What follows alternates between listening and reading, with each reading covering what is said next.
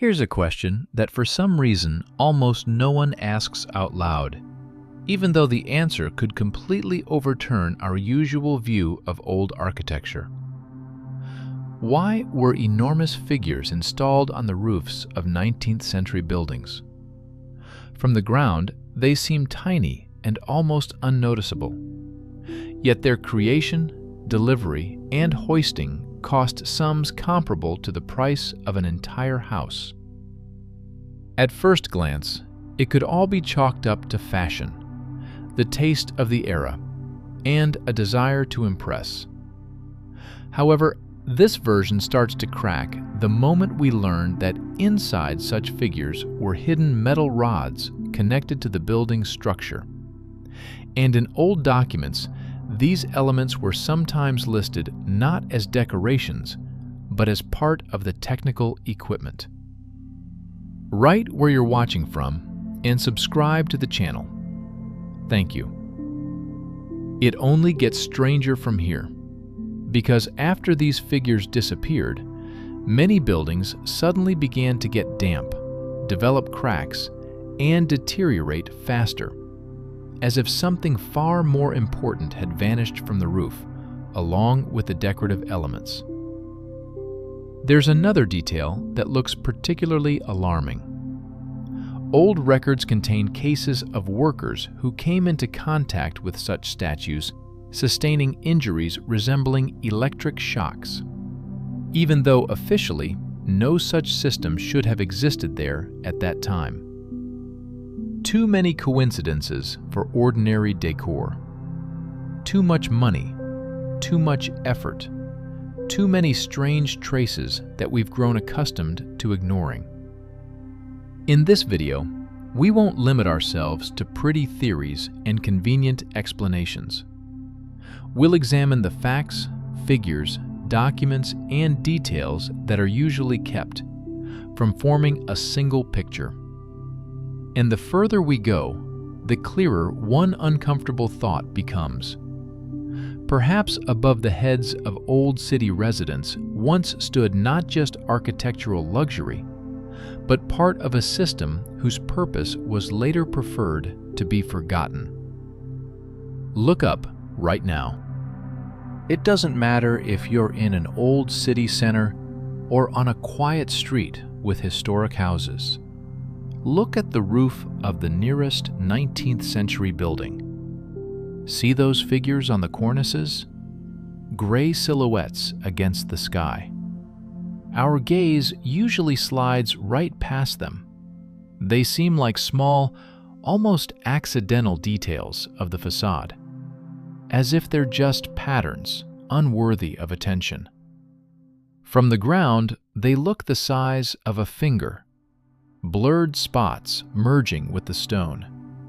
You can't make out faces. You don't understand the poses. There's just something up there. That's it. The eye doesn't catch on them. But now, imagine a different picture.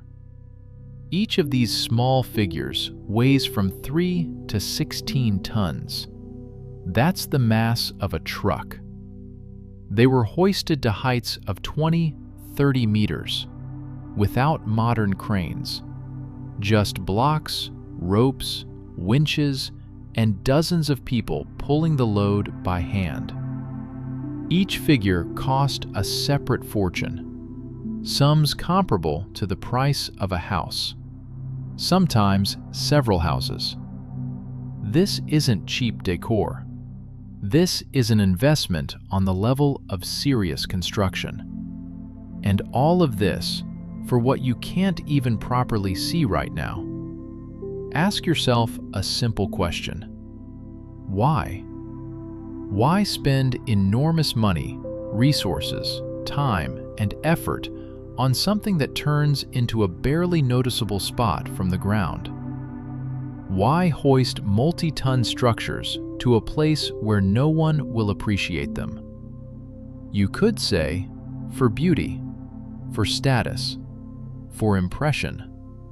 But does that work if the viewer can't see the details? If they don't even understand what exactly is standing up there? And the strangest thing, there aren't just one or two of these figures. There are dozens, sometimes hundreds on a single building, repeating, similar, lined up in a row. This no longer looks like a whim or an excess. This looks like a system. But then an even more inconvenient question arises. If this isn't just decoration, then what was it all done for? And before searching for an answer, it's worth understanding one thing. Even if we assume the meaning was in beauty, another problem remains. How, in the 19th century, could such work be regularly performed at such heights, with such weight, and such precision? Imagine you are a merchant of the First Guild, St. Petersburg, mid-19th century. You're building a tenement house. Not a palace, not a church, but a building meant to make money. Every ruble is invested with calculation. Mistakes here are costly. The architect brings the estimate. You look through the lines. Foundation, walls, floors, roof. Everything is clear. Everything is logical. But then your gaze catches on one item. Statues on the roof. The sum, 8,000 silver rubles. With that money, you could buy hundreds of workers, build an additional wing, invest in expansion. These are real assets that yield profit. And they're proposing you spend it on stone figures that your future tenants won't even be able to see properly. You ask, why? The answer sounds familiar. It's the custom. It's beautiful. It emphasizes status. But if you're a practical person, that's not enough. Beauty doesn't bring income. Rent won't be higher because there are figures on the roof that no one sees. Any rational decision here is to refuse. But the opposite happens. Such decisions are made en masse. Not by one person, not in one city. St. Petersburg, Vienna, Paris, Berlin. The same picture repeats everywhere. Dozens and hundreds of buildings with expensive sculptures on the roofs. This is no longer an individual choice. This is a rule everyone follows. And if thousands of people with money, experience, and calculation make the same strange decision, then this decision has a reason. A reason that isn't voiced directly, because otherwise, it looks like a systemic error. Mass, expensive, and meaningless. But there's a detail that makes the situation even stranger. It's not just that these figures were installed, it's how exactly they were placed. Now, let's go up to where usually no one goes, onto the roof itself. Imagine you're standing, not down on the square, but next to these figures. The first sensation is an optical illusion. What seemed small turns out to be enormous. Before you are not decorative elements, but massive structures. The average height of a person is about 1.70 meters. The height of such statues is 3, sometimes 4.5 meters, including the base. They literally loom over you. Broad shoulders, heavy forms, massive pedestals. This isn't delicate work for a facade. These are heavy objects designed for load. And there aren't just 1 or 10 of these figures. On the roof of the Winter Palace, there are more than 170 just along one facade line. They stand in a dense row, forming a continuous chain. When you look from below, it's just a line of silhouettes. But from above, it becomes clear. This is a system stretched over dozens of meters. The next question arises. If this is just decoration, why make it so large? The details aren't visible from the ground anyway. You could reduce the size by half, by 3 times. That would save money, simplify installation, reduce risks. But that wasn't done. The dimensions remain large, almost excessive for a decorative function, as if the visual part isn't what's important, but something else. Something that requires precisely these dimensions. And there's another observation that's impossible to ignore. When you start looking not at individual figures, but at their arrangement, it becomes noticeable. They are not placed randomly, not for beauty's sake, but rigidly, almost mathematically precise. And it is precisely this that undermines the theory of a purely artistic intent. Now, pay attention not to the figures themselves, but to the distance between them. At first glance, they seem to be spaced evenly, simply to look beautiful. But if you measure, the picture changes. The intervals between the statues repeat with astonishing accuracy. On one facade line, the distance might be, for example, just over 4 meters, and so it goes, from one edge to the other. Deviations are minimal, centimeters, no more. For the 19th century, this is a level of precision that goes beyond a decorative task. An artist doesn't work with such requirements. Composition, balance, visual perception are what matter to them. They might shift a figure if it improves the overall appearance. Here, that is not the case. The figures stand as if aligned with a ruler, regardless of angles, projections, or features of the facade, as if there is a rule that cannot be broken, even if it ruins the artistic effect. And this is confirmed by documents. The architects themselves complained that they could not change the placement of the figures. They wanted to group them, create compositions, play with rhythm, but they were refused. The intervals had to be uniform. The question is, who demanded this? A client is usually interested in the appearance. The emperor gave architects freedom in artistic decisions. But here, there is no freedom. There is a rigid constraint that must be followed. This is no longer about aesthetics. This resembles a technical specification, like in engineering, where the distance between elements is set not for beauty, but for the operation of the entire system. And if this is a system, then it's logical to expect that the figures themselves would also follow certain rules. Just come closer and look at them carefully. Approach any such figure as closely as possible, and try to look at it not as a decorative element, but as an object with a specific function. The first thing that immediately catches the eye is the position of the hands. In the overwhelming majority of statues, they are raised upward, and this repeats again and again, regardless of the subject or image. Some hold spears, others scepters, others torches, and some hold wreaths or round shields. At first glance, all this can be explained by the influence of the classical tradition, where such attributes are quite common. However, upon closer examination, a feeling arises that you are not looking at a mere artistic decision. All these elements are directed strictly vertically or positioned strictly horizontally, without random deviations, and without any attempt to lend naturalness to the pose. Spears and scepters are extended upward almost perfectly straight. Wreaths and shields are held in a clear plane. Torches again stretch vertically, as if obeying some uniform rule. Such behavior of form is not characteristic of living sculpture. If you recall classical works, there is always movement, a turn of the torso, tension, dynamics. Here, everything is reduced to repeating, simplified configurations that seem deliberately stripped of unnecessary complexity. The impression is created that expressiveness is not what's important, but the geometry itself.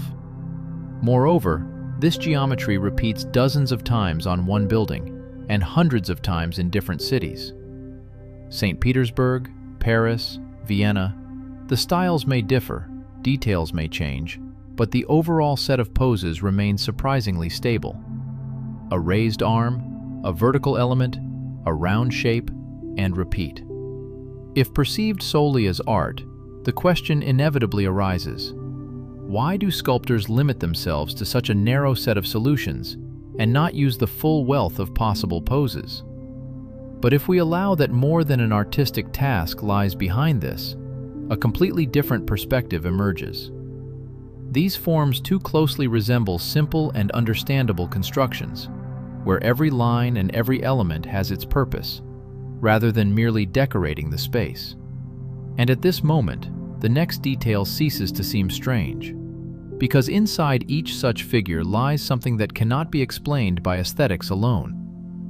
Now let's look where a viewer never looks: inside the statue itself.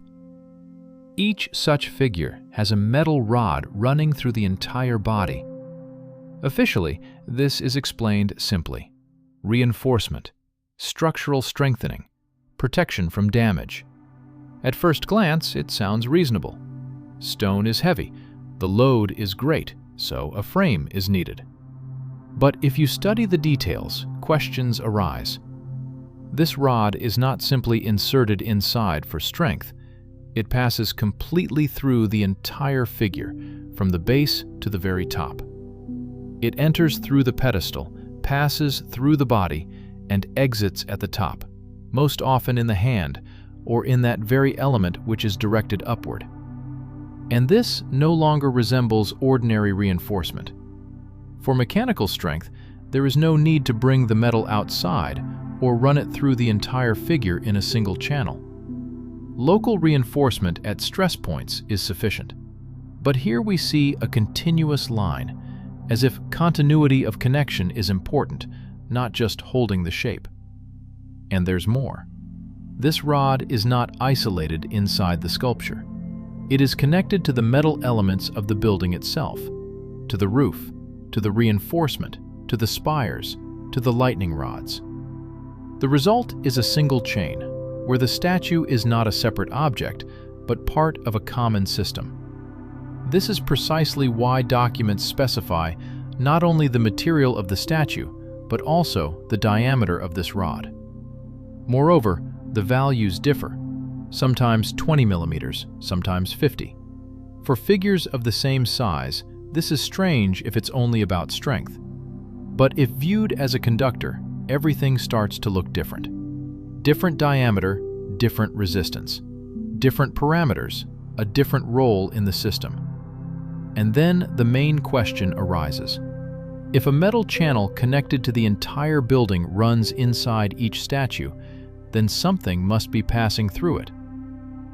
To understand how plausible this version might be, it's enough to examine a specific example where all the elements are especially visible. Let's take the Narva Triumphal Gate in St. Petersburg. It's not just an arch, but a complex engineering structure created in the first half of the 19th century. At the top is installed a chariot with 6 horses and a figure of victory. The entire composition looks like a purely decorative element, but if you look deeper, the picture changes. The sculptural group itself is made not of solid stone, but of sheet copper. Beneath the outer shell lies a framework of wrought iron weighing several tons. This framework doesn't just hold the shape, it is connected to the copper cladding at numerous points, creating tight contact across the entire surface. But the most important thing is how all this is connected to the building itself. The chariot's framework connects to other metal elements of the structure. The warrior statues at the corners also have internal rods that are integrated into this same system. The result is a single network where the copper surface and the iron framework form a continuous circuit. Moreover, we're talking about a large surface area, hundreds of square meters of metal unified into a single structure. If viewed purely as decoration, this level of complexity seems excessive. Ornamentation doesn't need a conductive network. It only requires form and appearance. Here, however, we are clearly looking at a system of connections. And there is another detail usually overlooked. Over time, a patina, a green coating, forms on the copper surface due to interaction with air and moisture. This is a natural process that covers the entire metal evenly. However, at the points where the frame connects to the cladding, this coating is absent. There, you see bare metal. This is only possible in one case: if a weak current constantly passes through these points, preventing oxidation. This effect is known and used in industry for metal protection. And that leads to a logical question. If something truly flows through this system, where is the power source? The answer turns out to be much closer than it might seem. The source isn't hidden inside the building, nor is it connected to some concealed mechanism. It surrounds us in the very atmosphere. A potential difference always exists between the earth and the air. Even in clear weather, it reaches hundreds of volts over tens of meters of height. During a thunderstorm, these values multiply. This is a natural electric field, constantly present, independent of human activity. If a conductive element is placed at a height, it begins to interact with this field. A metal structure raised tens of meters can accumulate charge and transfer it downward, especially if it's connected to other conductive parts of the building. In that case, the entire structure begins to function as a unified system. This is precisely what we are seeing. The statue on the roof turns out not to be an isolated object, but the highest point. Through a metal rod, it is linked to the building's frame. The frame, in turn, is connected to other elements: the roof, spires, lightning rods. Ultimately, a path is formed along which charge can move. Moreover, this movement doesn't necessarily have to be strong or noticeable. A weak, constant current is enough for the system to perform its function. And here, facts long considered strange come to light. 19th century reports documented cases where workers touching such statues sustained injuries resembling burns. This happened even in calm weather, with no signs of a storm. At the time, such phenomena couldn't be explained, as the understanding of electricity was just beginning to form. But today, the explanation looks different. If a metal core is energized, contact with it could indeed lead to such an effect. And then the whole picture starts to come together. The statue, the metal rod, the connection to the building's structure, and the influence of atmospheric electricity cease to be disparate details. They become parts of a single circuit. And this is confirmed not only by physics, but also by documents preserved from that era. If we turn to archival documents, the picture becomes even more ambiguous, because the sources themselves begin to contradict the conventional explanation. In inventory lists from the first half of the 19th century, statues on the roofs of large buildings are often not classified under decoration or artistic design. They are placed in a completely different category: facade technical equipment. In one list, they appear alongside drain pipes, lightning rods, and flagpoles. This already seems strange. An artistic element is not typically accounted for alongside engineering systems, especially in official documentation where every word matters. But another detail proves even more curious. The descriptions specify not only the material of the statues, but also its characteristic: conductivity. Copper is noted as a material with high conductivity, bronze with medium. Stone figures are either absent from these lists or appear later in other versions of the documents. A logical question arises. why record conductivity for an element serving an exclusively decorative function? This characteristic doesn't affect appearance. It isn't important for aesthetics, but it is critical if we're talking about transmitting electricity. Architect's correspondence adds to the picture. It contains complaints about the inability to freely place statues. Intervals are predetermined and not subject to change, even if it worsens the composition. The architect is forced to comply with these requirements without knowing their exact origin. And there's another point hard to ignore. The drawings specify the diameter of the internal metal rod, and it differs for different figures. For sculptures of the same size, this makes no sense from a strength perspective, but fits perfectly within the logic of electrical parameters. When all these details are put together, a sense emerges that the documents are saying more than is commonly believed. And then the next step becomes inevitable. We need to understand what happened next, when this system suddenly disappeared. If we carefully examine archival documents, the situation begins to look even stranger, because the sources themselves don't fit the familiar version of pure decoration. In inventory lists from the first half of the 19th century, statues on the roofs of large buildings are often included not in the artistic design section, but in the category of facade technical equipment. They are listed alongside drain pipes, lightning rods, and flagpoles. That is, with elements that have a specific practical function. Such a classification seems illogical if we're talking about mere ornamentation. Another detail proves even more telling. The documents record not only the material of the statues, but also its characteristic, conductivity. Copper is indicated as a material with high conductivity, bronze with medium. Stone figures are either absent from these lists or appear later in modified versions of the inventories. A direct question arises. Why even account for conductivity where it has no bearing on appearance?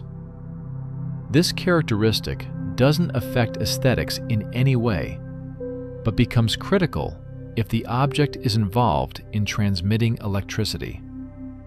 And this changes the context entirely. Architect's correspondence complements the picture.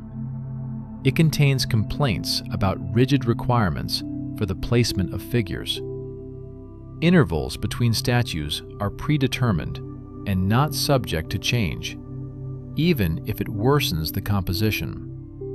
The architect is essentially deprived of freedom in this matter and forced to adhere to set parameters. Furthermore, technical drawings separately specify the diameter of the internal metal rod, and it differs for different figures. From a mechanical strength standpoint, this is excessive detailing, but from the perspective of electrical properties, it appears quite logical. When all these facts come together, the documents begin to speak more than meets the eye at first glance. And then the next logical step arises: to understand what happened next when such elements began disappearing from rooftops almost everywhere. If you trace the chronology, one sharp and almost synchronous change becomes noticeable. In the first half of the 19th century, statues on rooftops appeared everywhere.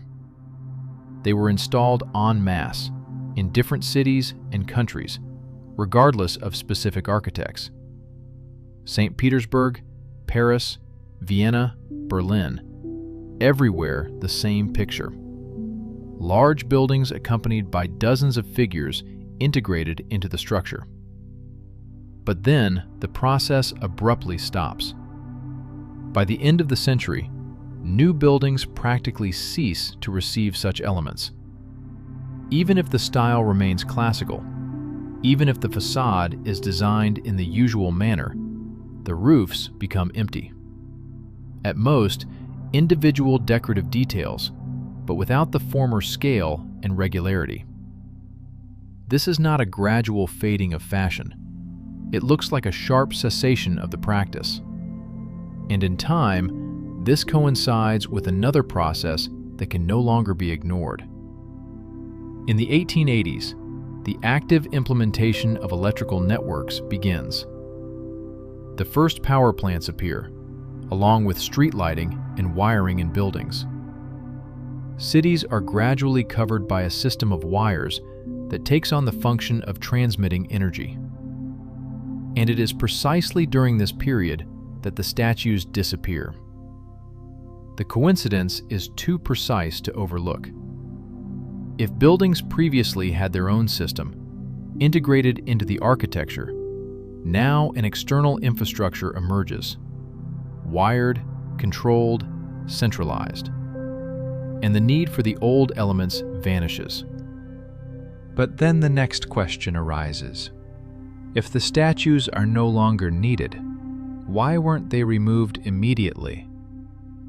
Why did they continue to stand for decades until they were gradually dismantled? The answer to this only becomes clear when we look not at the moment of their installation, but at the consequences of their disappearance. When the mass dismantling of statues begins, the official explanation sounds simple and convincing. Dilapidation, risk of collapse, the need to ensure the safety of passers-by. At first glance, this seems reasonable. Any structure wears out over time, especially if it's at height and exposed to the elements. But if you look at the facts, the picture becomes less clear-cut. Over the decades during which the statues supposedly posed a threat, not a single confirmed case of them falling from a roof with serious consequences was recorded. No lawsuits, no mass incidents, no insurance payouts. Meanwhile, the dismantling proceeds on a large and organized scale. Hundreds of elements are removed, and almost immediately afterward, other problems begin to appear. Building inspection reports document an increase in complaints about the condition of buildings. Dampness appears in basements. Walls begin to crack. Plaster crumbles. Brickwork at the plinth level deteriorates faster than before. This happens especially often in buildings where the sculptures were removed. A coincidence can be allowed once, but when it repeats systematically, a pattern emerges. Buildings that stood for decades without serious problems begin to require constant repairs just a few years after dismantling. Meanwhile, similar houses where the statues remain show much more stable conditions. This connection was noted even by contemporaries. Some architects tried to explain what was happening, linking the effect to ventilation or the structural features of the roof. The explanation seemed unconvincing, but the fact itself was recorded. Removing elements from the roof somehow affected moisture behavior in the walls. This is where the key to understanding the entire system appears. Because if a change at the top leads to changes below, it means there is a direct connection between them. If you connect all the observations into a single line, a coherent picture begins to emerge, one that no longer looks like a series of random coincidences. The statues turn out to be not just decorative elements, but part of a system integrated into the architecture itself. Metal rods inside the figures connect to the building's structure, forming a conductive network. The upper points on the roof interact with the atmospheric electric field and then transmit the charge downward. And here, an effect emerges that explains the deterioration after dismantling. It's about electroosmosis, the movement of moisture in porous materials under the influence of an electric field. Old buildings lacked modern waterproofing, so water from the ground rose up through the walls. This is a natural process that over time destroys the structure. But if there is a potential difference in the system, the direction of moisture movement changes. Water begins to move downward, not upward. The walls remain dry, the foundation lasts longer, and the building doesn't require constant repairs. For this, a weak but constant electrical influence is enough. If the statues truly participated in forming such a field, their role becomes clear. They were the upper elements of the system, ensuring its operation without an external energy source. The atmosphere provided the charge. The structure distributed it throughout the building. And as a result, one of the main problems, moisture, was solved. When these elements began to be removed, the system stopped working. And then a replacement had to be found. Waterproofing, drainage, ventilation. All of this requires money, maintenance, and regular repairs. In the end, we got a technology that works worse and costs more. But the most important question remains open. If such a system truly existed and worked, why isn't it talked about today? Why isn't it restored, but continues to be dismantled? The answer is something everyone can try to find for themselves. For now, just look up and observe the roofs of old buildings. Perhaps you'll see there not just decorations, but remnants of what was once part of a much more complex system. If you found this material useful, like, subscribe to the channel, and hit the bell so you don't miss future breakdowns. It's only going to get more interesting from here. That's all for now. See you in the next video.